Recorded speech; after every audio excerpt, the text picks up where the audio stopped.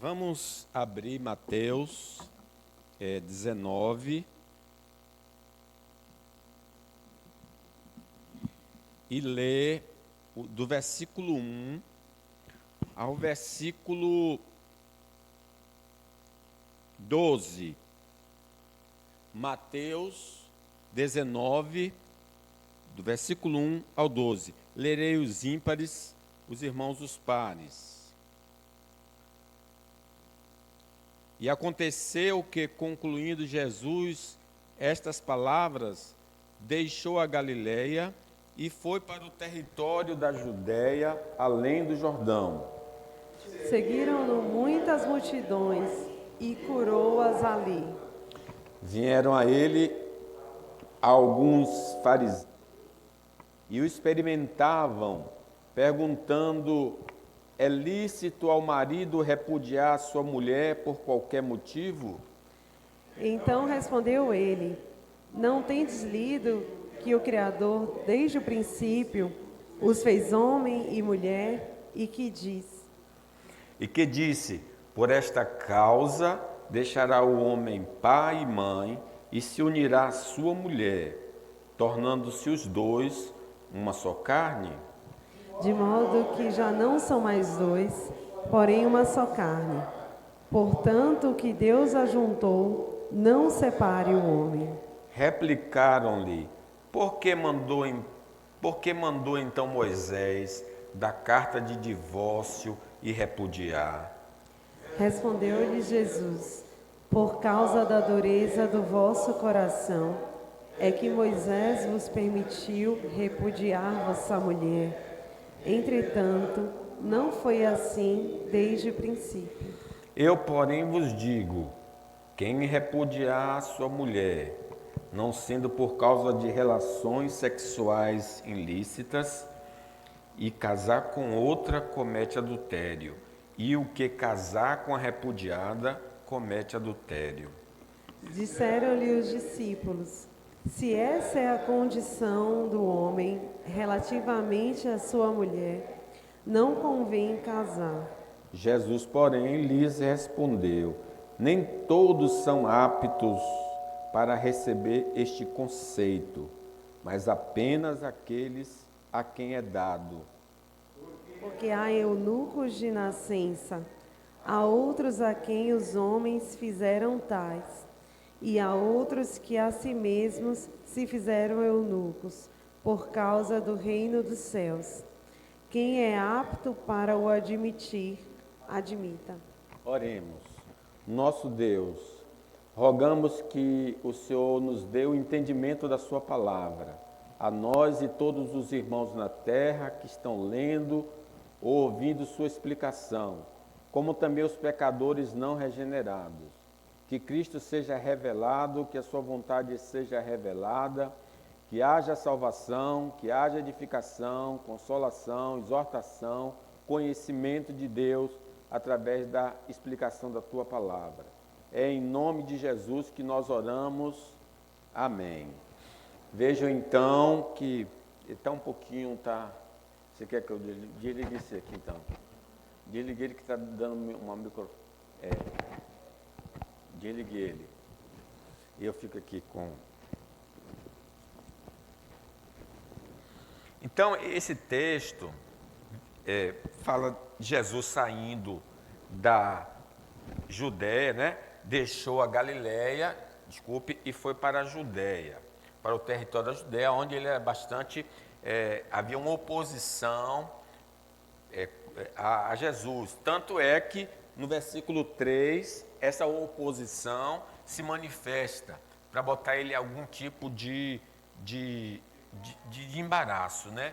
Ele vai fazer essa questão só para que Jesus dê uma resposta, e a resposta ele sabe, não vai agradar, porque olha o que diz aí no versículo 3: vieram a ele alguns fariseus e o experimentavam perguntando: é lícito ao marido repudiar sua mulher por qualquer motivo? Eles querem jogar Jesus contra os judeus, porque um pequeno grupo entendia o seguinte: o divórcio a separação definitiva do casal só deve acontecer se o marido descobrir que a esposa não era virgem. Então havia um grupo pequeno que entendia assim: olha, só pode haver divórcio se o marido descobrir que a esposa não era virgem. Porém, o grupo maior, inclusive os apóstolos fazem parte desse grupo. Você vê que quando Jesus vai dar a resposta, ele disse aí, então é melhor até nem casar. Porque eles faziam parte do segundo grupo, que defendia o seguinte: o homem pode se divorciar por qualquer motivo da sua esposa. Qualquer motivo o homem pode apresentar ao juiz, ao sacerdote, dizer: olha, eu quero largar, eu não quero mais continuar casado por algumas razões pífias. Então é isso que eles estão querendo colocar Jesus. Se Jesus vai para um lado, fica um grupo contra ele, e vice-versa. Então eles querem jogar Jesus no fogo, na opinião pública. Jesus tem uma situação difícil. E então a gente vê aqui o divórcio é a separação definitiva do casal. Nos nossos dias, prevalece mais esse grupo que diz: qualquer motivo é razão para o divórcio. Então, quem trata com esse negócio de divórcio vai perceber nos livros, nas pesquisas, no Google, que muitos terminam o casamento por questões de comunicação. Ele não me ouve, ela não me ouve, ela não me entende, etc. E aí isso vai no tribunal e apresenta o divórcio. Outro diz: fulano não me ama, fulana não me ama. E aí é outra razão para o término do divórcio. Outro: nós não temos muito relacionamento íntimo. Outro motivo para o divórcio. Ele não é parceiro, ela não é parceira, ele vive sozinho, ela vive sozinha no nosso relacionamento.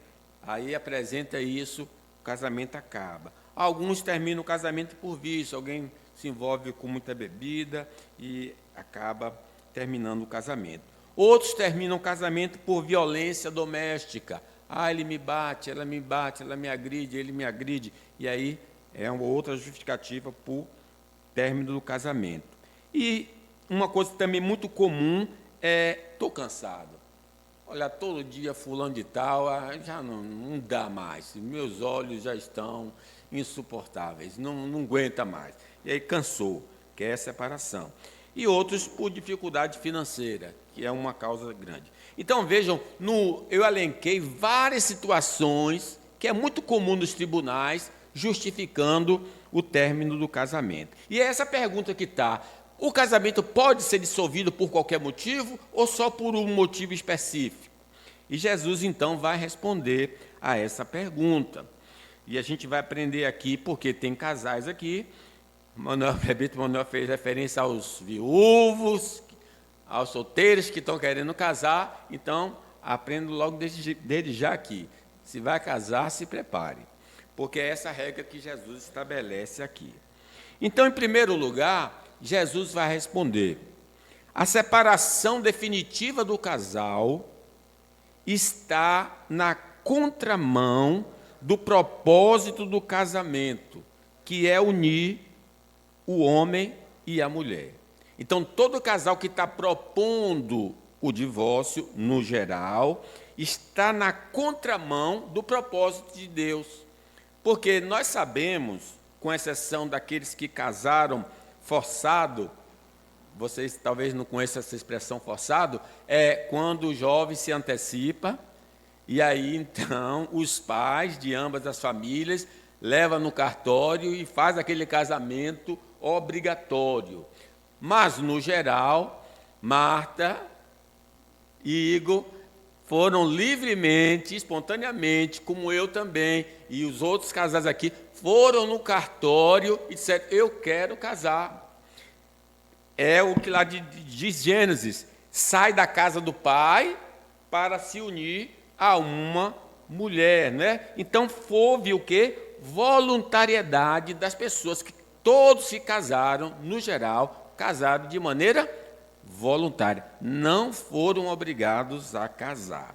Então, uma vez que a pessoa deu esse passo, quando ela quer retroceder, quando ela quer voltar, ela está indo na contramão do propósito de Deus, que é a união de um homem e uma mulher.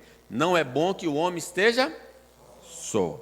Aí diz aí o versículo 4. Vejam que o Senhor Jesus Cristo, é importante isso, irmãos. Quando Jesus vai responder a pergunta dos fariseus, ele vai apelar para as Escrituras. Nós precisamos entender que tudo que nós precisamos responder na questão doutrinária e moral está nas Escrituras. E Jesus aí, pensando que o pessoal pensa que vai derrubá-lo, ele diz, versículo 4, então respondeu ele, não tendes lido, se referindo às Escrituras do Velho Testamento, que o Criador, desde o princípio, os fez homem e mulher, está lembrando de Gênesis, ele reporta para Gênesis, e que disse, então, é instituição divina, e o que é que Deus disse? Por esta causa, deixará o homem pai e mãe, a causa do casamento, né? E se unirá, vai se unir à sua mulher, tornando-se os dois uma só carne, de modo que já não são mais dois, porém uma só carne. Portanto, o que Deus ajuntou, não separe e o homem. Então, o propósito de Deus para o casamento é que haja uma unidade entre o homem e a mulher. E o casal que está em crise na separação, ele precisa olhar como exemplo a igreja. Qual é o propósito de Deus para a igreja? Que ela seja uma com Cristo.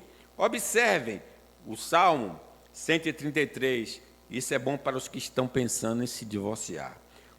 Como é bom e agradável quando os irmãos vivem em união, pois a união é preciosa como o óleo da unção, que era derramado sobre a cabeça de Arão e descia por sua barba até a bainha das suas vestes. É revigorante como o orvalho do monte de Hermon, que desce sobre os montes de Sião. Ali o Senhor pronuncia a sua bênção e dá vida para sempre.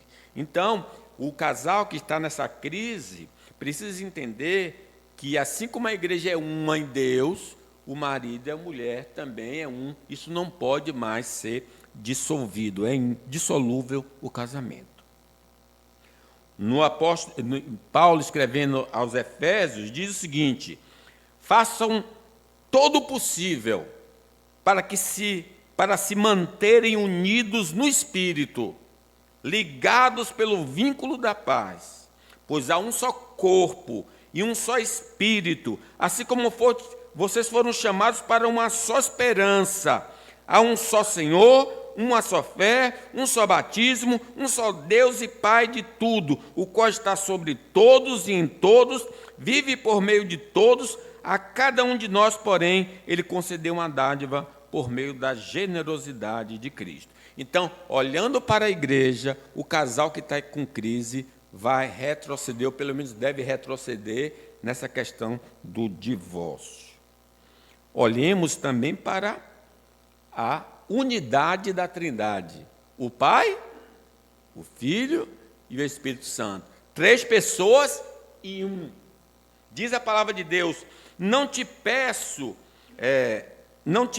apenas por esses discípulos, Jesus orando ao Pai, mas também por todos que crerão em mim, por meio da mensagem deles.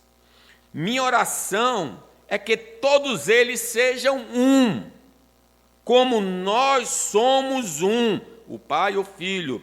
Como tu és em mim, Pai, e eu estou em ti, que a igreja, que eles sejam como em nós, para que o mundo creia que tu me enviaste. Eu dei a eles a glória que tu me deste, para que sejam um, como nós somos um. Eu estou neles e tu estás em mim, que eles experimentem unidade perfeita, para que todo mundo saiba que tu me enviaste e que os ama tanto quanto me amas. Então, unidade na igreja, unidade da Trindade, são exemplos para que o casal, uma vez unido, não busque separar. O casal unido está representando a Trindade, está representando a igreja. Lembremos nós, por exemplo, segundo a Escritura, nós temos duas substâncias. Deus nos formou do pó da terra, o nosso corpo, e soprou em nós o fôlego de vida. Então, nós temos duas substâncias. Você já viu você se desgalhando, lutando o espírito, dizendo assim, fulano, não gosto mais de você, caio fora, vou sair desse corpo, vou para outro lugar, não gosto de você. Não existe isso. Você é integral, não há briga, tanto é que você não sabe se é o espírito, se é o corpo, o que está pensando, o que está fazendo, porque nós somos tão integrais, ao ponto de dizer assim, quando o espírito sai do corpo, aí então acontece o quê? A morte. Só a morte pode separar o espírito do corpo. Só a morte pode separar o casal. A unidade da igreja, a unidade do casal, a unidade do ser humano, a unidade da Trindade. Então, o casal que está buscando a separação está indo na contramão da vontade de Deus. E andar na contramão da vontade de Deus é pecado diante do Senhor. Segundo lugar, a separação definitiva do casal, os que estão procurando se separar, está na contramão do propósito do Criador do casamento. Veja, eu falei do propósito da unidade, mas quem estabeleceu essa unidade? Olha aí no versículo 4.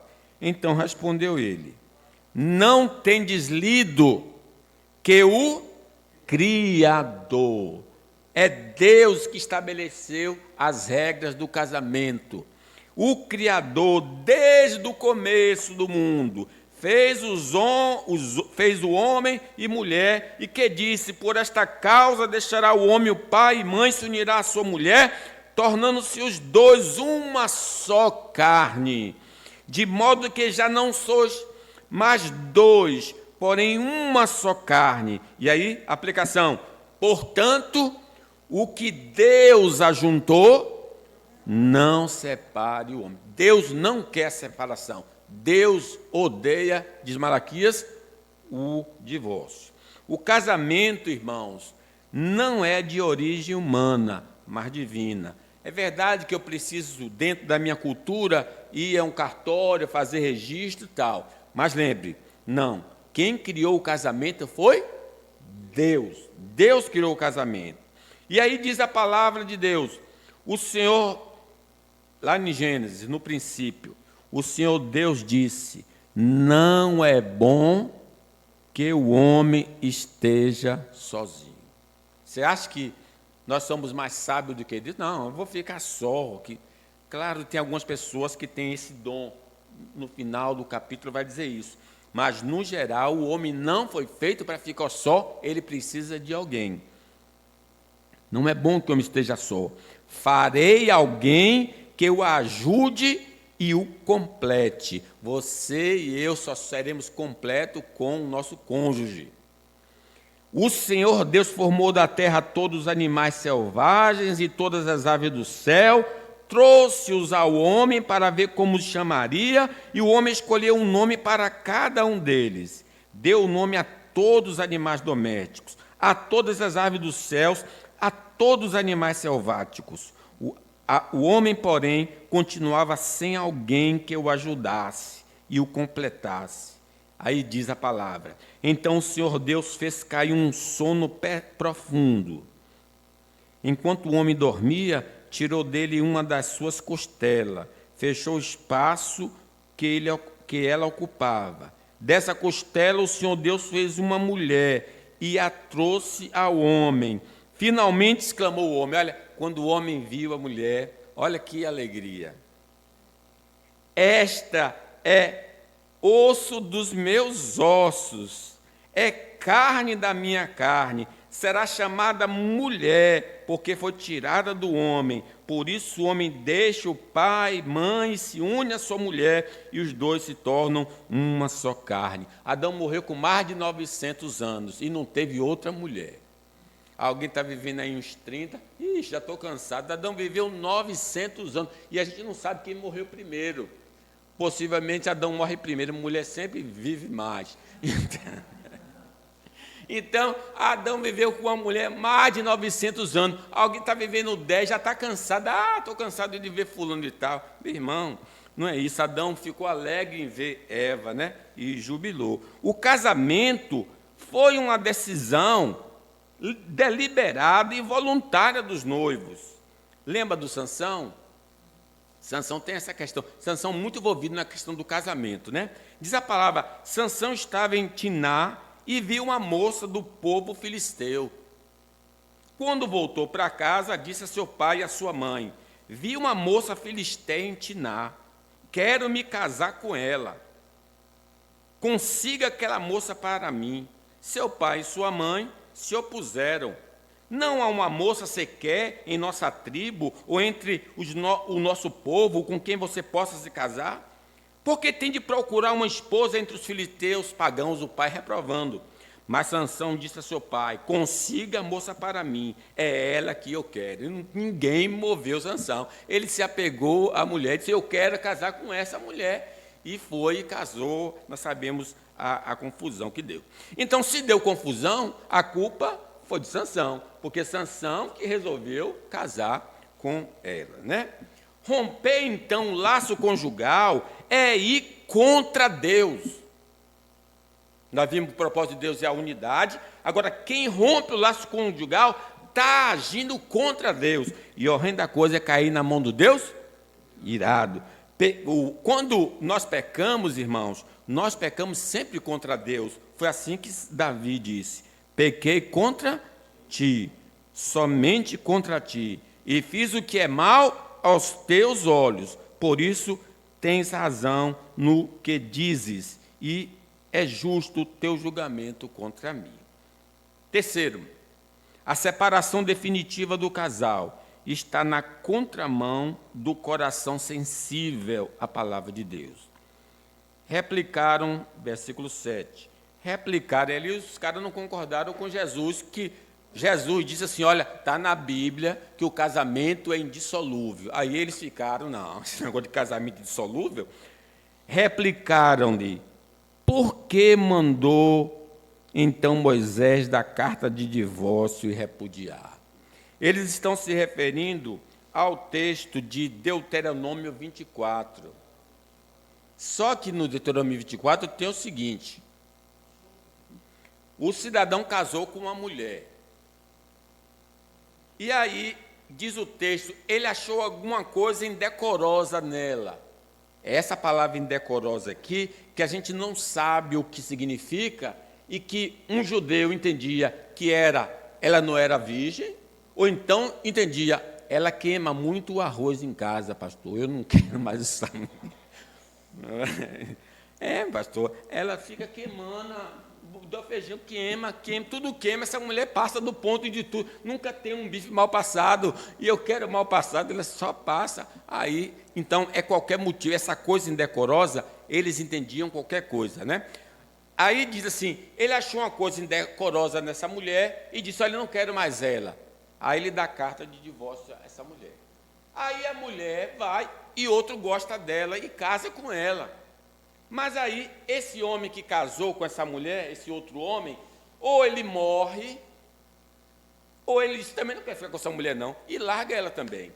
Aí o primeiro diz assim, não, aquela minha primeira era boa, ela queimava um pouco a comida, mas eu quero ela de volta. Aí o texto lá diz assim, não pode casar mais com ela. Então aquele texto é para reparar esse dano aqui de alguém que precipitadamente largou a esposa e depois disse, eu gosto de fulana de tal, aí toma ela de volta, ele disse, não pode casar mais com essa mulher que você largou. É isso que está tratando ali. Não há nenhuma outra passagem na Escritura que diga, tenha divórcio. Deus não ordenou isso.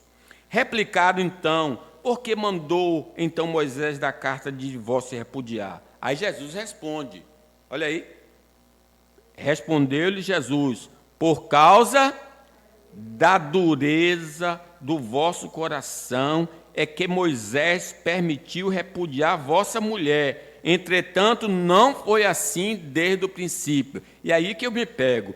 Por que o casal está querendo se separar? Qual é a causa? O coração duro. Isto é, essa pessoa está debaixo da influência da carne e não do espírito. E a influência da carne, a carne não se submete à vontade do espírito, não se submete a Deus nem à vontade de Deus. Então, todo divórcio é porque a pessoa é teimosa aos olhos do Senhor. A origem do divórcio, por qualquer motivo, evidencia influência da velha natureza na vida do cristão. Aqueles que são dominados pela natureza humana pensam em coisas da natureza humana.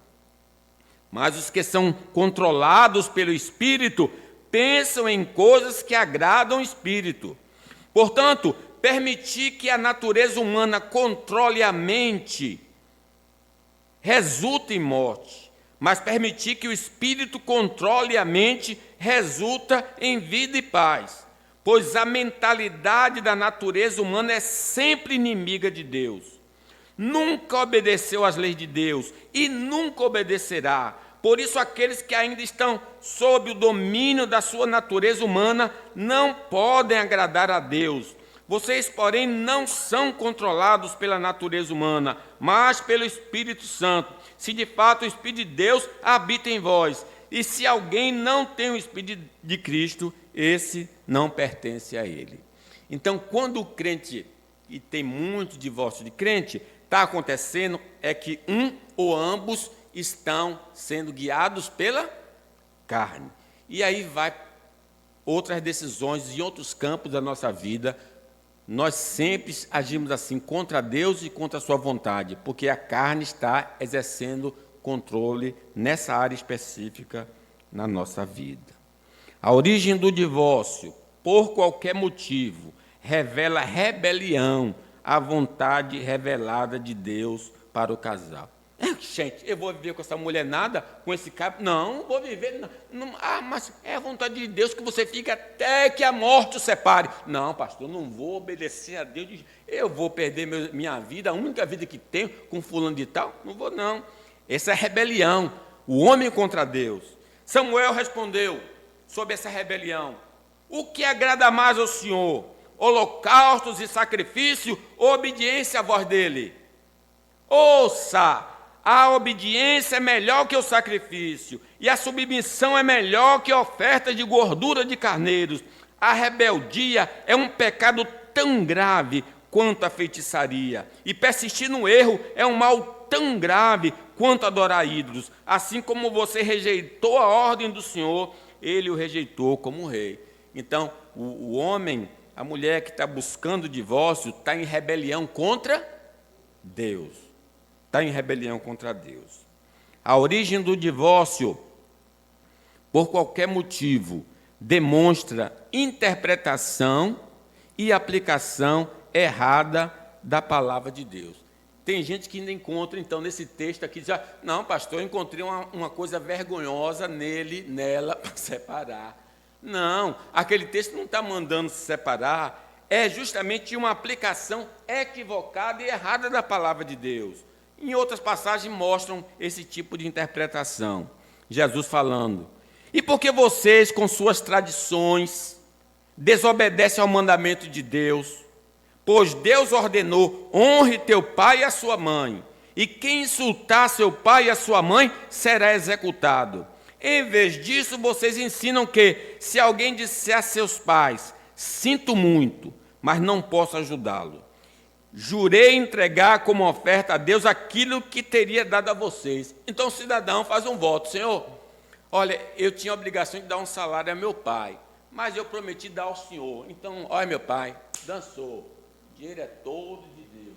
Então, eles faziam isso e diziam que isso era espiritual. Não é espiritual, porque o mandamento já existia anteriormente. Honra teu pai e a tua mãe. Então, muitas vezes nós agimos assim pela interpretação errada da palavra do Senhor.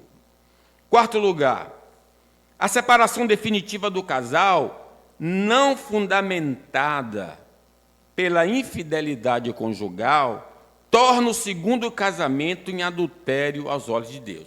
Então as pessoas se separavam por qualquer motivo. Aí Jesus explica dizendo o seguinte, 9. Eu, porém, vos digo, quem repudiar sua mulher, não sendo por causa de relações sexuais ilícitas, e casar com outra, comete adultério. E o que casar com a repudiada, comete adultério. Então, o segundo casamento que não foi gerado por causa da infidelidade conjugal é pecado aos olhos do Senhor. O segundo casamento é lícito quando é feito por uma viúva ou um viúvo. Então, se é viúvo e viúva, vai casar de novo, se de preferência case no Senhor, diz, a mulher não está livre enquanto seu marido estiver vivo. Caso o marido morra, ela fica livre para casar com quem quiser, contanto que case com um cristão. Porém, ela será mais feliz, aí é a palavra para os solteiros, ela será mais feliz se ficar como está. Na visão de Paulo, ficar solteiro é melhor. Essa é a minha opinião, e eu acho que também tem o Espírito de Deus. Quem não concorda com ele, brigue lá com ele, né? Mas ele está dando aqui uma luz. Nós já vimos como é importante o casamento. Então, o segundo casamento é lícito por infidelidade conjugal.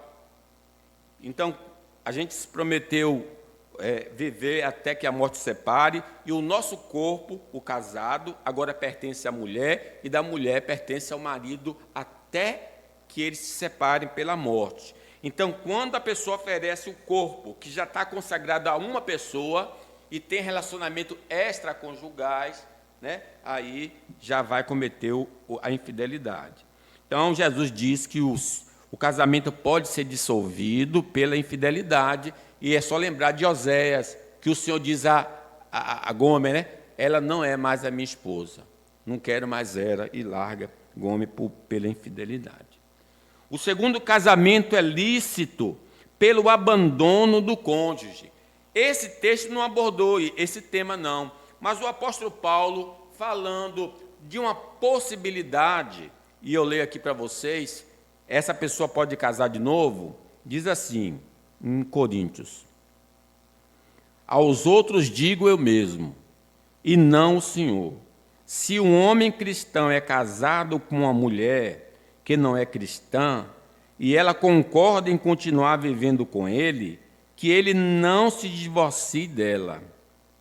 E se uma mulher cristã é casada com um homem que não é cristão, e ele concorda em continuar vivendo com ela, que ela não se divorcie dele. Pois Deus aceita o homem que não é cristão, por ele estar unido com a sua esposa cristã. E aceita a mulher que não é cristã, por ela estar unida com seu marido cristão. Se não fosse assim, os filhos deles não pertenceriam a Deus. Mas, sendo assim, eles pertencem.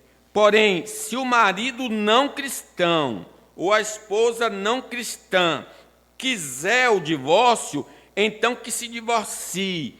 Nesses casos, o marido cristão ou a esposa cristã está livre para fazer como quiser, pois Deus chamou vocês para viverem em paz. Amém?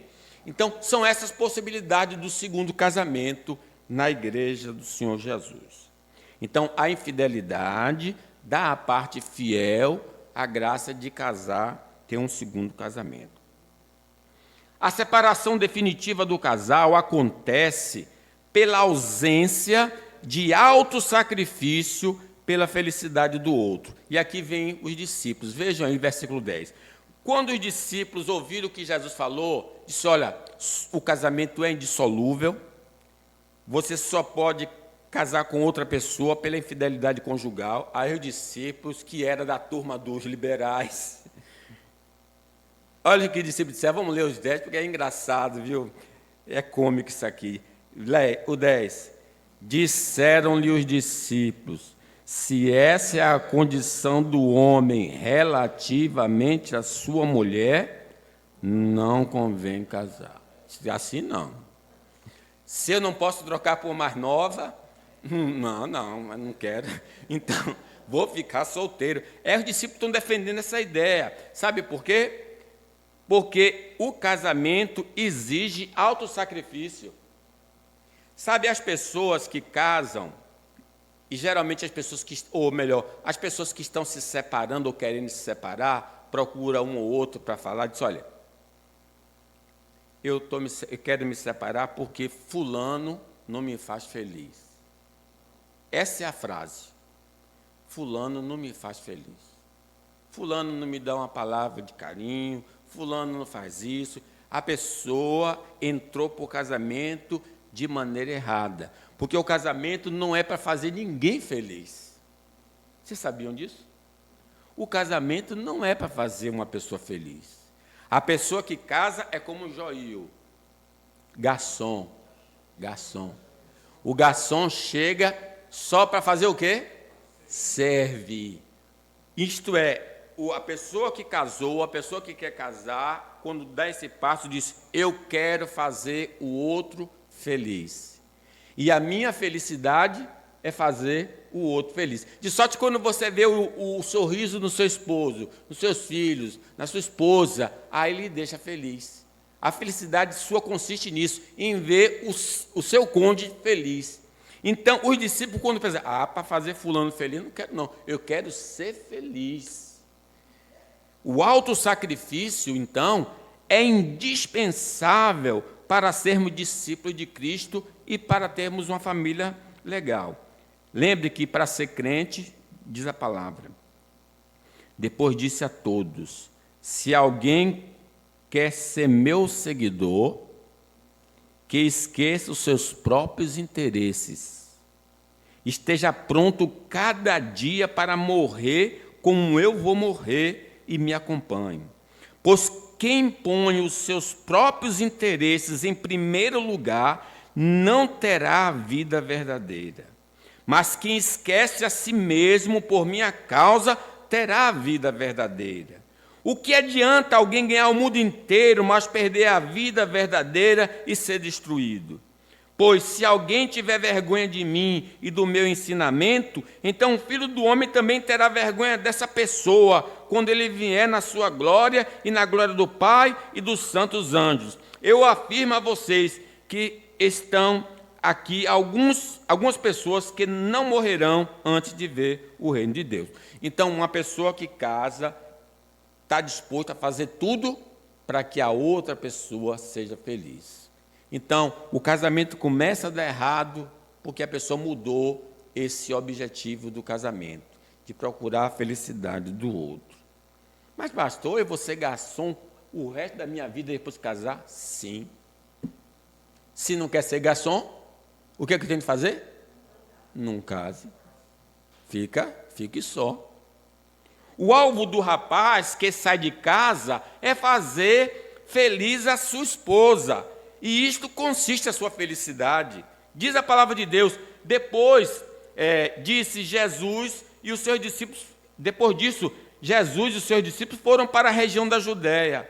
Ele ficou algum tempo com eles ali e batizava as pessoas. João também estava batizando em Enom, perto de Salim, porque ali havia muita água. João ainda não tinha sido preso.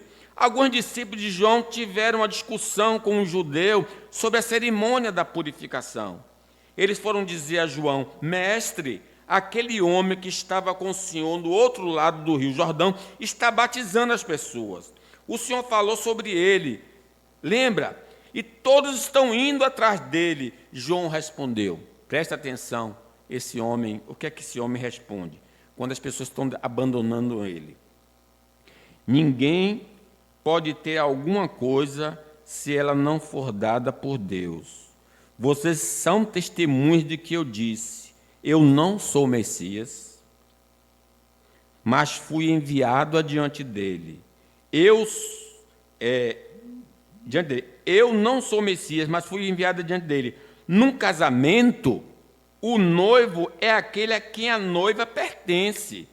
O amigo do noivo está ali e o escuta e se alegra quando ouve a voz dele. Assim também o que está acontecendo com Jesus me faz ficar completamente alegre. João disse, eu estou alegre, mesmo todo mundo seguindo a Jesus, porque eu vim com esse objetivo, de fazer com que todo mundo vá atrás dele e não de mim. E ele diz, então essa está a minha alegria, de ver todo mundo procurando Jesus. Assim também é o marido. A alegria do marido é ver a mulher, como diz o texto sagrado que foi lido por reverendo Cândido, sem ruga, sem mácula, sem mancha, dá todo perfume, não vem me explorar não, dá perfume, dá tudo que torna ela mais bonita, mais alegre, esse é o objetivo. E quando vê o sorriso da esposa, você então se alegra. Mas aí também vem um recado para as mulheres. O alvo da moça que sai de casa é fazer feliz o seu esposo, e isto consiste em sua felicidade. Vejam, a palavra de Deus é muito clara sobre isso. No capítulo 7 de 1 Coríntios. Eu quero livrá-los de preocupações. O solteiro se interessa pelas coisas do Senhor, porque quer agradá-lo. Mas o homem casado se interessa pelas coisas deste mundo, porque quer agradar a sua esposa. E por isso é puxado para duas direções diferentes. Quanto às mulheres, tanto as viúvas quanto as solteiras, elas estão interessadas nas coisas do Senhor, porque querem se dedicar de corpo e alma a Ele. Mas a mulher casada se interessa pelas coisas deste mundo, porque quer agradar o marido. Eu estou dizendo isso porque quero ajudá-los. Não estou querendo obrigar ninguém a nada. Pelo contrário, quero que façam o que é direito e certo e que se entreguem ao serviço do Senhor com toda a dedicação. Então, qual é o objetivo do marido? Fazer a esposa feliz. Qual é o objetivo da esposa? Fazer o marido feliz. Quem não quer isso, não case. Fique solteiro. 6º lugar. A separação definitiva do casal ocorre pela ausência da influência da graça comum na vida dos cônjuges. Vejam, o Senhor fala assim para os discípulos, aí Jesus respondeu, eles disseram, Senhor, se é assim, para querer fazer uma pessoa feliz o resto da vida, só eu trabalhando para isso, então é melhor ficar sozinho. Alguém aqui talvez decidiu isso. Mas aí Jesus disse para ele, olha, versículo 11 e 12, vamos concluir, viu, irmãos? Jesus, porém, vamos ler? 11 e 12? Jesus, porém, lhes respondeu, nem todos são aptos para receber este conceito, mas apenas aqueles a quem é dado. Então, alguns homens, algumas mulheres receberam o dom de ficar solteiros. Por isso que é perigoso a gente ficar querendo que o povo case. Casa fulano, casa. Aí a pessoa casa por pressão. Mas a pessoa não recebeu o dom para casar. Então, algumas pessoas receberam este dom de não casar. E aí ele explica, versículo 12, porque há eunucos de nascença, há outros a quem os homens fizeram tais, e há outros que a si mesmos se fizeram eunucos, por causa do reino dos céus. Quem é apto para o admitir, admite. Então, pessoas receberam o dom de ficar sozinhas e pessoas receberam o dom para casar. Ora, se o casamento não está dando certo, é porque está faltando influência da graça comum na vida da pessoa.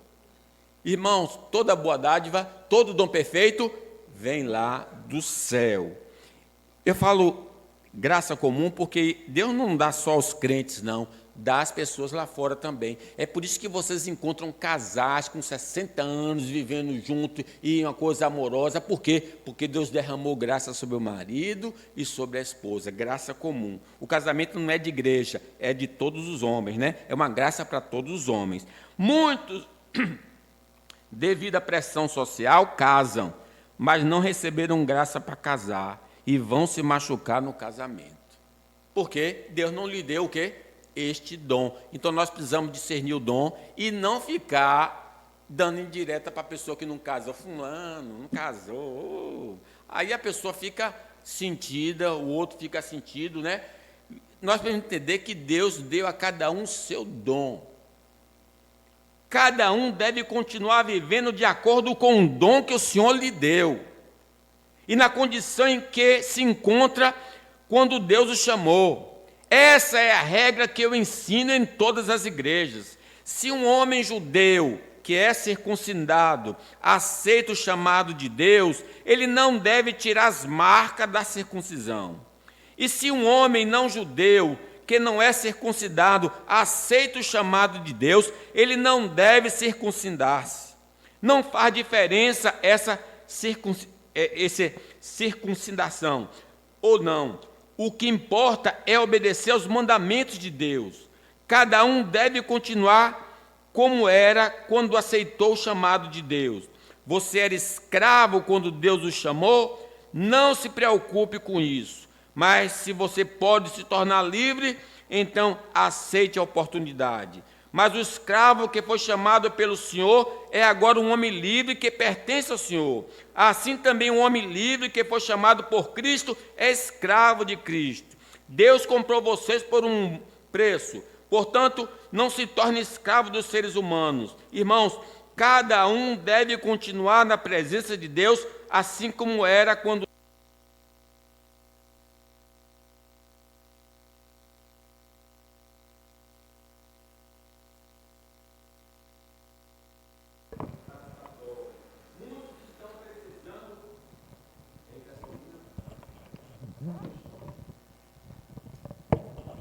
muitos receberam a graça de viver uma vida conjugal. Muitos estão precisando suplicar a graça divina para exercer o seu papel no casamento. O casamento pode ser salvo. Quando Deus apareceu a Salomão, o que é que você quer? Me peça e eu lhe dou. O que é que ele pediu? Me dê sabedoria para governar esse povo. Então, os casais que estão em crise devem pedir sabedoria a Deus. Meus irmãos, nós casamos com Jesus para sempre. Não há divórcio. A não ser que a gente procure outros deuses. Se você procurar outros deuses, ele vai lhe dar a carta de divórcio. Mas nós estamos aqui não para Jesus fazer a gente feliz. Nós estamos aqui para fazer Jesus feliz em todas as nossas ações. Mude o foco. Para com isso, correndo atrás de felicidade. Vá fazer alguém feliz e você será feliz. Amém.